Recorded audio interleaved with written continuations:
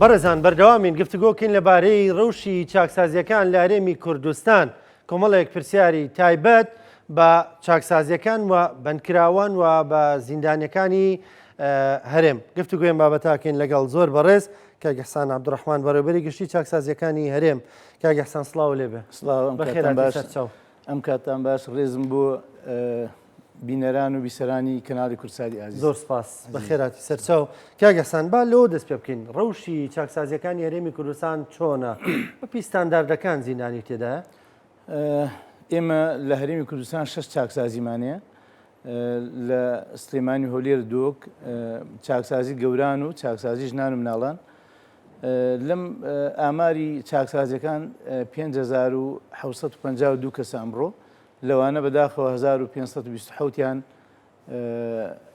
مادەی هۆشبەرن، لەوانەش 799یان بازرگانن و باقیەکەی بەکارهێنەرن. دۆخی چاکسازیەکان لە ئاستی ستانداردی نێودەوڵەتیە و لە ڕووی خزمەتگوزاریەوە خزمەتگوزاریەکانمان لە ئاستێکی زۆر باشدایە. بەپی راپۆرتی ئێمە لەژێر چاودێری راپۆرتی نەتەوەیەگرتوەکان و خاج سووری نێودەوڵەتی و دەستی مافی مرۆڤ لە هەرێمی کوردستان کارەکەین. ئەوان لە راپۆرتی ئەخیریانە باسییان لە بەروپێشچوونی زۆر باشی چاکسازەکان کردووە و وەزارەتی عەدلی عێراقیش وەفدێکیان نار سەردانی چاکسازیەکانی کرد و ئێمە بە خۆشحاڵیەوە سپاسنامەی بەڕێز وەزیری عەدل ماوەگر لەسەر ئەو کارانی کردومان ناو چاکسازیەکان لە هەفتەی ڕابردوو. و دۆخی چاکسازەکان ئێستا دۆخی سزادراوەکان باشە و خزمەتگوزاریەکان ئەوەی هەمانە خواردن، تەندروستی و خوێندن و خلوەی شەرعیمان هەیە و مۆڵەتی ماڵەوەمان هەیە کە مۆڵەتی سزادراوە چێتە ماڵەوە دوای ئەوەی هەفتەیەک لە ماڵەوە بێگەڕێتەوە ناو چاکسازیەکان و کۆمەڵێک گرفتی ئەومان ئەوەی کە هەمانە ئازادکردنی بە مەرج ئەوە شێکی لە خول و ڕاهێنانمان هەیە و سیمینارمان هەیە کۆمەڵێکی خزمەتگوزاری باشمانە. ئەوەی ئاماژەت پێکرد ژمارەی ئەوانەی کە بە مادەی هۆشبەر دەستگیر کراون ژمارەکە پێدەچێت ئەوانە زۆر بن. کەواتە با بپرسم چ تاوانێک زۆرە لە هەرێمی کوردستان؟ بڵێ تاوانەکان ئێستا بەپی ڕێژەکە ئێستا مادەی هۆشبەر زۆر لە ئاستێکی زۆر بەرزە و لە یەکەم مادەیەکە لە یەکەم تاوانە ڕێژەکەی زۆر بەرز بۆتەوە.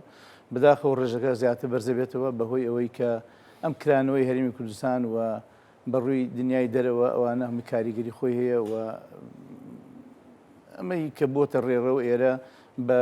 بەوەی کە راپۆرتە نێودەوڵەتیەکان ئەڵێن هەرێمی کوردستان بۆتە پردی پەڕینەوەی مادەی هۆشبەر بۆ ئەوروپا و ئەمریکا ئەوانە وڵاتانی دراوسێ کاریگەریانە کاریگەری زۆر خراپیانە بۆ لەسەر بابەتە. باشە لە چاکسازیەکانیەوەدا شیانەوە بۆ کەسانە دەکرێت کە دێنە ئەوێ یعنی ئەوەی تاوانباریشە دوایی کە دەرچوو بۆ مرۆڤێکی ئاسایی بگەڕێتەوە. بڵێ ئێمە لە پلانی هەرێمی مافەکانی مرۆڤ کە حکوومەتی هەرێم تەبەنی کردووە یەکێک لە بڕگەکانی ئەوەیە کە لە ناو چاکسازەکان ئەوەی من بە جووتی خۆم و بە توانای کادرانی خۆمان توێژەرانی خۆمان لە هەموو چاکسازەکان سنتەریشیانەوەی مادەی هۆشبەرم کردوێتەوە و لە ماوەی 4 مانگە توانیمانە 328 کەس بگەڕێنەوە وەزعی ئاسایی خۆی کە ئەمە ڕێژەیەکی زۆر باشە بۆی بتوانین کاریگەری لەسەرەوەکانی چیز دروستکەین و ئێستا 168 کەس ترمان داخل کردووە بۆ سنتەرەکان شیانەوەیان بۆکەین بە گروپ و بە تاک و دکتۆری دەرونی لایەن بە ڕێبەرایەتی گشتی تەندروستیەکانی پارێزگاکانەوە سەردانی چاکسازەکانەکەن و کۆمەڵێک خزمەتگوزاری باش پێشکەشەکەن بۆ بتوانین ئێمە شیانەوەی باشیان بۆ بکەین و لە ڕووی هەم لە ڕووی تەندروستی و هەم لە ڕووی دەرونیەوە ئەوان ئارام بکەینەوە. کاک ئیحسان هەمیشە و کەسانێک کە زیندانین چاوەڕوانی هیوایەکن بە تایبەت بۆ لێبوردنی گشتی لە هەرێمی کوردستانە هیچ ومێدێگەیە بۆی کە لێبوردنی گشتی دەربچێت بەتایبەت لە ساڵی ئایندەیترەوەی لە کۆتایی ساڵی ئێمە ئەو پلانی هەمانە پلانی کەمکردنەوەی قەڵباڵغی ناو چاکسازەکان یەک لە پلانەکانمان ئەوەیە کە بینای نوێ دروست بکەین و چاکسازی تر دروست بکەینەوە لە شارەکانی هەرێمی کوردستان بە تایبەتی لە هەڵەبجە و لە گەرمیان و لە زاخۆ لە ئیداری سۆران و نووسرامان کردووە ئێستا خۆشبەختانە لە ئیداری گەرمیان ئەوە بینایەکمان وەرگرتووە و ئەمری دەرچووە و ئێستا بیناکە لە ژێر نۆژنکردنەوەیە. لەکوێ بیناکە لە شارەکە؟ بیناکە لە قەزای کفریە سەر بە ئیداری گەرمیان و کارمانە سەری کردو ئێستا نووسرامان ئاراستی ئیداری گەرمیان کردو بۆەوەی نوێژەنکردنەوە دەست پێ بکە کەی زیندانی وەرەگرێ بە بڕایەوە بە تەسەور خۆم ئینشەڵا لە بەهارە زیندانەکان ئەو قورسایی لەسەر سلێمانی هەیە نامێنێ و ئەگەڕێنەوە و پلانی دووەمان دوورە دەست نییە کاگەحسان دوورە دەستە بەڵام ئەمە بابەتێکە جەدوای اقتصادی هەیە یەکەم ئەوەیە کە مثل کۆمەڵی خەڵکی بۆ دامەزرێن لەوێ لە سنووری گەرمیان کە باش لە کفری بەتایبەت لە کفری و لە کێشەی بێکاری زۆرە ئەوە و لە ڕووی خواردنەوە ڕۆژانە حرەکێکی باش ئەخاتە ناو بازاڕەکانی کفری و کەلارەوە و ئەو خێزانانی کە هەفتانە یعنی ئێمە تقریبا نزیکەی 500 سزادراوی گەرمیانمان هەیە هەفتانە سەردانی چاکسازەکانی سلێمانی و هەولێرەکەن ئەمە گرفتیان بۆ دروستەکە لە هاتوچۆ و ڕێگە ناخۆشی کە ئێستا هەیە ڕەنگە ئێمە ئەو بۆی ئەو خێزانانەمە خزمەتێکە بە خەڵکی گەرمیان بتوانین ئەو سزادراوانە بچنەوەی و کە سوکاریان ئەرک نەکێشن. باشە کاگەسان وەڵامی ئەوەی لێبوردنی گشتی لێبوردنە گشتەکە ئێستا ئێمە پلانی دووەمانە پلانی دووەمیش ئەوەی کە ئێمە راپۆرتێکمان بە سەرۆکایەتی ئەنجومەنی وەزیران داوە و ساڵی پار و بە خۆشحاڵیەوە لیژنەیەک دروست کرا کە بەندەی مخلیستان لە ناو ئەندامی لە لیژنەکە و کارمان لەسەری کردووە پرۆژەکە تەواو بووە و چاوەڕێ بوون بچێتە پەرلەمان بەڵام بەداخەوە پەرلەمان ئەو کاتاڵ بۆشایەوە و ئێستا چاوەڕێن بۆی پەرلەمان بکەوێتەوە کار و پرۆژەکە لە ئەنجومەنی وەزیران حالە بکرێ بۆ پەرلەمان وەرزترین کاتە ئەو لێبوردنە گشتیە دەرچێ بتوانین هەم قورسایی لەسەر چاکسازیەکان کەم بکەینەوە و هەم بتوانین شانسێتە بدەینە ئەوانەی کە خەتەر نین لەسەر کۆمەڵگا. ئومێدە دوایە لە 2025 ئەمە لە ماوەیەکی نزیکە هەوڵدێن لە بەهار لە ئەوانە ئینشەڵا ئەو مادەی پەسەند بکرێ و ئەو لێبوردنە گشتیە دەرچێت. چارەنووسی و کەسانەی کە سزای لە سێدارەدانیان هەیە لە چاکسازیەکاندا چارەنووسیان چییە؟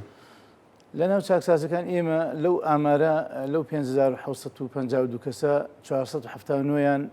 سزای لە سێدارە هەیە ئەمە ڕۆژانە بەردەوام زیاد لە زیاد بوونە و ئەوە ڕۆژانش لەوانە ئەبێتە موعەبەد ئەوانی کە سوڵحیانە بێ سەرۆکایەتی هەرێمی کوردستان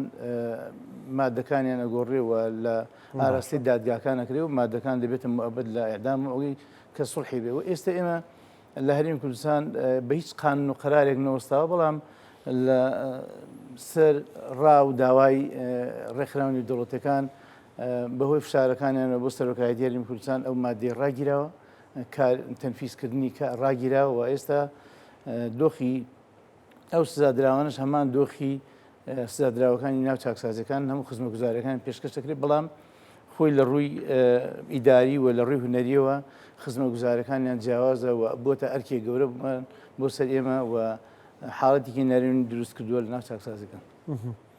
بە بڕایەوە لە ڕووی ئینسانیەوە ڕێکخراونێ دەوڵەتەکان و لە ڕووی ئینسانیەوە ڕەنگە سزای لە سێدارەدان قورس بێ بەڵام چارەسەری ئەمانە چییانی چارەسەریان نییە؟ ئێمە داوامان کردووە بە نووسراوی ڕسمی چارەسەریان بۆ بکەن یانەوە تا جیانکەنەوە لە ئێمە یان ئەوە تا بتوانین ئێمە شیانەوەیان بۆ بکەین و هاوکاریان بکەین بتوانین لە ماوەکانی داهاتووە چارەسەری ئەو بابەتە و گرفتە بکرێ و چارەنووسیان یەکلایی بکرێتەوە لایەن سەرۆکایەتی هەرێمەوە و لایەن پەیوەنددارەکان بکارە و لە هەوڵین. لە زیندانیەکانی هەرێمی کوردستاندا زیندانی بیانی هەن ژمارەیان چەندە ینی هەوڵ هەیە بۆی کامانە ڕادستی وڵاتەکانی خۆیان بکرێتەوە؟ بڵێ ئێمە لە ناو چاکسازەکان لەوانە لەو سزادراوانە لەو کە هەیە 400یان سزادراوی بیانین و هەموو وڵاتانی تایە بە تایبەتی لە مادەی تیرۆر زۆرمان هەیە و مخەدەرات ئەوانە هەمانەوە ئێستا لە ڕێی فەرماگەی پەیوەندیەکانی دەرەوەی هەرێمی کوردستان ئێمە ڕۆژانە و ماگانە پەیوەندیمان پیانەوە بێ بە سەفارەت و قونسوڵەکانەوە بۆ بتوانین ئەوانی کە مادەکانیان یا حکومەکەیان تەواوکەن بچنەوە وڵاتەکانی خۆیان بەداخەوە ئێستا چین و جەزائیر هەمان لە هەولێر ئافرەتن و مادی تیرۆر بنە ئەوان تەواو بنە بەڵام بەداخەوە هیچ ئیسجابەیەکیان نییە بۆ وەرگرتنەوەی بۆیە داوامان لە سەرۆکایەتی ئەنجومەنی وەزیرانەوەی کە فشارێکی نێودەوڵەتی بخاتە سەر ئەو وڵاتانە بە بردنەوەی سزادراوەکانیان چین و جەزائیر بڵێ ئەوانە سجابیان نییە بۆ بە مادەی تیرۆریش بەڵێ تیرۆرن ئەوانە حکومەکەیان تەواو بووە و ئێستا ماونەتەوە لە چاکسازەکان و ژنیشن ئافرەتن بۆیە بەڵام لە ئێران ینی هەوڵاتی سینیە چینی و جەزایرین بڵێ لە ناو داعشن ناو چاکسازەکان حکومەکەیان تەواو بۆ ئێستا ماوەتەوە بڕۆنەوە بەڵام بۆ تەبارگرانی گەورە بەسەر ئێمەوە ناتوان وەریگرنەوە ئەمەش بابەتی لە ئێران بەپی ئەو ڕێکوتنی کە عێراق و ئێران هەمانە ئێستا ئێمەش ناو ڕێکەوتنەکەین و ئەوانی مادەی هۆشبەر ئێمە ئاڵوگۆڕی پێەکەین لەگەڵ جمهوری ئیسلامی ئێران و بەردەوامی لە ماوەی ڕابردووە سیویە کەسمان تەسلیمی جمهوری ئیسلامی ئێران کردەوە لەسەر مادەی ئەو مادەی هۆشبەر بە تایبەتی و ئێستاش وا خەریکن وەجبەی تر ئەنێرینەوە. باشە کاک حەسەن پرسیاری لێبوردنی گشتیمان کرد بەڵام پرسیاری لێبوردنی تایبەتم نەکرد ئەمە هەیە چێ دەگرێتەوە لێبوردنی تایبەت بە بەردەوامی هەیە بە بەردەوامی ئەوە نییە بڵێ وەستابی ڕۆژانە هەیە لایەن بەڕێز سەرۆکی هەرێمی کوردستان و سەرۆکایەتی هەرێمی کوردستان ئەو لێبوردنە دەرەچێت تەنها سەرۆکایەتی هەرێم سەرۆکی هەرێم دەسەڵاتیەوەی هەیە سەرۆکی هەرێم دەسەڵاتی مطلقی هەیە لە دەرچواندنی لێبوردنی تایبەت و ئێمە لەسەر داوای ئێمە و لەسەر داوای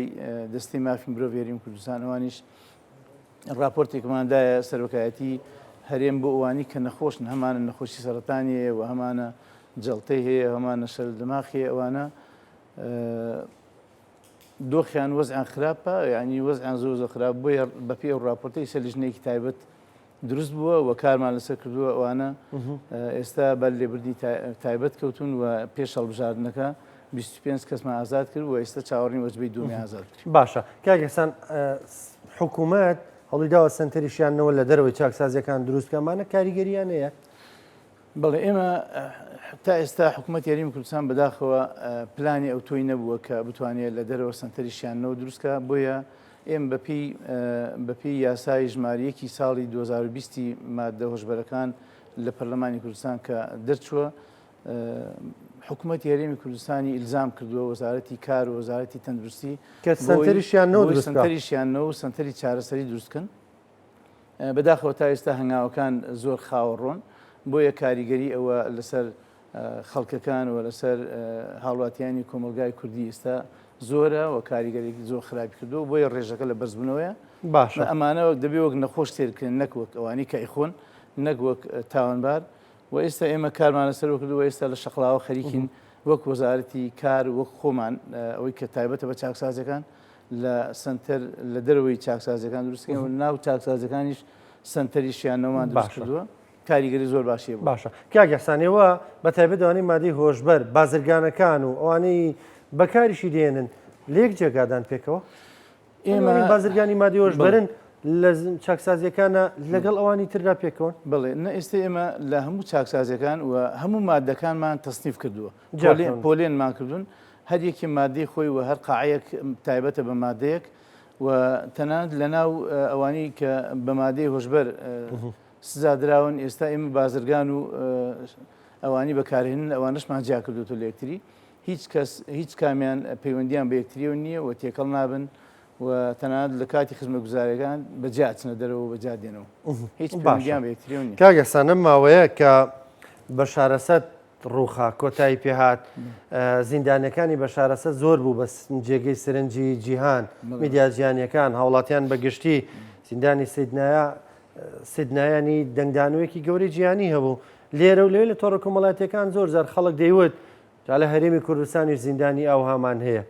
زیندانی نێنیمان هەیە لە هەرێمی کوردستانە زیندانمان هەیە کە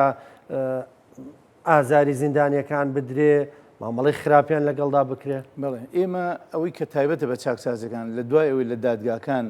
سزای حکومەکانیان وەرەگرن یەکسەر دێنە تەحویل بن لە پۆلیس دێنە چاکسازەکان بەرنامەی خزمەتگوزاریەکان لێوە دێنە بەشی پێشوازی و دوایەوە خزمەتگوزاریەکان دەست پێەکە بە هیچ شێوەیەک ئێمە لای ئێمە تەعزیب و ئەشکەنجەدان نییە و بە هیچ شێوەیە خزمەتگوزاریەکان و تەنانەت مافی مرۆڤ بەردەوام چاودێریەکەن و ئێمە ئەوانی کە هەمانە بڕێوەبەرمان لەسەر ئەوە سزا داوە کە لە زیندانیەکی داوە لیژنەی تەحقیقمان لەسەر دروست کردووە و بە هیچ شێوەیەک لا ئێمە زیندانی نهێنی نییە و نازانم من ئەوەی تایبەت بە چاکسازیەکان لا ئێمەش لەو جۆرەنی بەڵام ئەوەی کە پەیوەندی بە ئاسایش و پۆلیس و دەرەوەی ئێمەیە ئەوە بەڕاستی پەیوەندی بە ئێمە نییە. باشە لە نێو چاکسازیەکاندا زیندانی کراوان دەتوانن مۆبایل بەکاربێنن یان یاگەیان لە دنیای دەرەوە بێ تەلەڤیزیۆن ئەم بابەتانە هەیە یان کتێبخانەتان بۆ دروستکرده بن؟ ئێمە لەناو هەموو چاکسازەکان کتێبخانی تایبەت هەیە بۆ خوێندنەوە خۆیان تەلیفی کتێبەکەن خۆیان خوێندنەوەکەن و بەردەوام ئەڵقە ڕۆشنبیرەکانیان پێوترێتەوە سیمیلاریان پێوتری خولیان بۆکەینەوە و تەنانەت مشقی پیشەییان هەیە و بەردەوام ئەچن مۆڵەتی ماڵەوەمان هەیە و تەلەڤیزیۆنیان هەیە بەڵام بە هیچ شێوەیەک موبایل ناتوانن بەکاربێنن بەس تەنها ئەتوانن لە ڕۆژانە هەموو ڕۆژێک سعاتی بۆیان هەیە دەرچن بەپی کارتی خۆیان عقدمان کردووە لەگەڵ کۆمپانیای کۆڕە و کۆمپانیای کورتێل ڕۆژانە پەیوەندیەکەن بە کەسوکاریان و لە ڕێگەی سکایپ و لە ڕێگەی بابەرەوە و لاپتۆپی تایبەتمان بۆ دابین کردوون. کاگەسان دواپرسیارم ژوانی هاوسەرانیش هەیە لە نێو چاکسازیەکاندا ئەوە چۆن ڕێکخراوە؟ ژوانی هاوسەران ئێمە ئەمە یەکێک لە دەستکەوتەکانی ئێمە کە کاری باشمان لەسەر کردووە پەرەمان پێداوە و شوێنی تایبەتمان بۆ ئەو هاوسەران دروست کردووە و تەنانەت لە نزبەی تەلاقمان ڕێژەکەی لە 100% هێنامان لە 100 کە ڕۆژانە ناو چاکسازیەکان هەفتانە هەفتەی بۆیان هەیە 2 سعات یەکتری بین کە ئەو سزا دراوانەوە خێزانەکانی نەبین ئەمە کاریگەری زۆر باشی هەبووە و تەنان پارەکە بۆ ئەم ساڵ 5700 جار یەکتریان بینیوە کە سوکار هەموو ئەوانەی کە دێن جگەل لە تافتانە کە سەردان دەکەن 2 سعات بۆیان هەیە بۆیان هەیە پێکەوە بن شوێنی تایبەتیان بۆ دابین کراوە و شوێنێکە لە ڕاڕەوەکانە یان ژووری تایبەت بەجێ ژووری تایبەتە و سیستەم و هەموو ئەدەوات و تەلەڤیزیۆنەوانی تیدایە. بەڕێز ئیحسان عەبدوڕەحمان بەڕێوەبەری گشتی چاکسازیەکان یارێم سپاس بۆ ئامادەبوونت سپاس بۆ ڕوونکردنەوەکانت ماندوو نەبن. زۆر سپاس بۆ کەناڵی کورچاتی عەزیز و ئینشاءڵڵا بەردەوام ببن و خۆشحاڵم ئەمڕۆ لە بەدیدارتان شادم. زۆر